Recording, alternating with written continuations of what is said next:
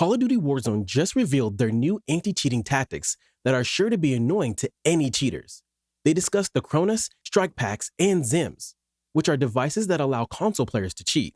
They gave insight on how they detect them, how many they have detected, and how many people have stopped using them. The information they provided was quite interesting, and they went into more detail about the systems and why they do it. Many people wonder why hackers aren't just banned. Well, we'll tackle that in a bit. The new technique to tackle trolls and hackers is to introduce decoy characters into the game, known as hallucinations. These are only detected by those players that have been identified as cheaters and flagged by the anti-cheat. Legitimate players won't notice these fake characters at all, and they won't affect their gameplay in any way. For normal players, these hallucinations are completely invisible and have no effect. However, they will disorient and confuse cheaters. They explain that these hallucinations can be used both as a way to punish verified cheaters and as a tool to detect suspicious players. If someone is reported often and something strange is going on, they can test if that person is cheating by introducing a few of these illusions into their game. The hallucinations appear to move and interact with the environment like a real player, not an AI or a bot, but a duplicate of an existing user in the match. This clone mimics the original's movements in order to deceive the cheater into believing the character they are seeing is a real person. The image I've been displaying has two players. One is real and the other is a hallucination. It's impossible for cheaters to discern which one is the real one, and the hallucinations will give the same information as they would gain from cheating with something like an aimbot or a wall hack. This will expose them since the hallucinations can be placed anywhere in the world, relative to a suspicious player. In this picture, we can see that the cheaters have placed the hallucination close to someone they suspect of cheating. Because it's so clever, it can actually catch non-rage hackers. As I mentioned in my previous videos, players who don't rage hack are frequently the ones who don't get banned but still continue to play the game. These players are experienced cheaters who stay on the top of ban waves and who keep updating their software. This one in particular I think is really important because it can catch non-rage hackers. As long as players don't use rage hacking, turning an aimbot and cranking up the intensity to an unbeatable level, or using recall hacks, it's easy for anti-cheat systems to detect. However, if someone only occasionally uses a wall hack to get an edge in the game, it can be difficult to spot. But the hallucinations will catch them out, as this type of cheating is much easier to detect. They have been seeing a lot of reports about certain devices that people use with game controllers to improve their aim. So the system flagged them and incorporated hallucinations into the game for players to interact with. This ingenious solution allowed them to identify the cheaters. Afterwards, they gave us an update on these devices, mentioning that they've been trying to get rid of them entirely and disable the aim assist feature. Previously, we outlined a new detection system for the misuse of third-party hardware. Now we want to analyze the results of the 2 weeks after it's implemented. In that time, there was a 59% drop in the utilization of these devices in Modern Warfare 2 and Warzone. It's thought-provoking to consider how many people were taking advantage of them. This was before ranked play in Modern Warfare 2 was made available. Around 57 of those users did not use the device again, whereas 43 made another attempt. Those who kept using the device, despite being warned, were penalized with account suspensions or even permanent bans. They were warned before that if they continued to use it, their accounts would be banned. However, some people ignored the message and kept using the Cronus. Once we announced our anti-cheating measures, people who wanted to cheat found new methods to do so. Our detection system has been consistently updated and improved, and we use multiple approaches to identify cheaters. The system must remain dynamic and current in order to combat any new methods of cheating. It appears they are staying ahead of it, since firmware and drivers can be modified to get around the measures Ricochet has implemented.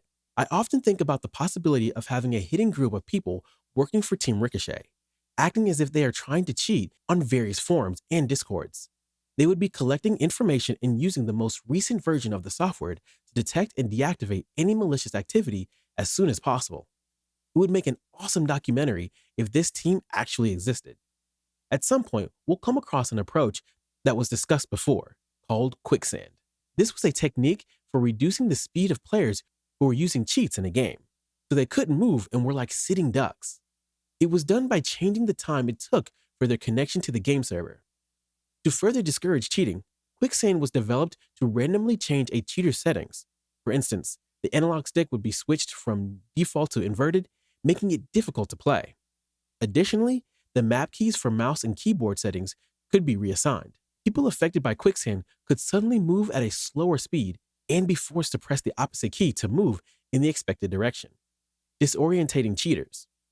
This was found to be effective in testing, and the main purpose is to limit the use of unfair practices. It appears to be logical that when someone is caught cheating, we would ban them from the game right away. However, it's important to look at the bigger picture and ask why people cheat in video games, such as Call of Duty. It turns out that this type of behavior is a big business, and the technology used to cheat is always changing. The recent Sony vs. Microsoft Activision court case has revealed much about this topic, and all the documents are now readily available online. The Call of Duty video game franchise is extremely popular, as evidenced by the high amount of revenue it generates in the large player base. It stands to reason that there are a lot of people who wish to cheat in the game, as it is a player versus player game. People who are able to create cheats and run websites to sell them are able to make a lot of money. Some estimates say it's $1 billion industry. Hard stresses that they understand this and are being transparent about it. People use cheating software to make money, but rather than banning them, Team Ricochet takes a different approach. They let the cheaters remain in the game in a weakened state, keeping them in the dark and preventing them from interfering with the in-game experience of others. With this strategy, they can collect data that can help them more easily spot and ban other players who are using similar cheating software. After they have gathered the necessary information, the cheaters are removed from the matches. Our security and enforcement policy outlines that all accounts are disabled across titles. Data shows that our detection systems are doing a good job of protecting the game, such as in Modern Warfare 2, where we blocked 4 players. It is suggested that for every one account reported by the community, our detection systems can find and block 3 cheaters before they can ruin the gaming experience of others. This means that they will collect data on cheaters, determine what they're doing, and then ban them either during the current match or in the next game. Once enough information is gathered, it can be an effective approach to address the problem. Although some people may want to take action immediately when they find out, it may not be feasible for COD to do that.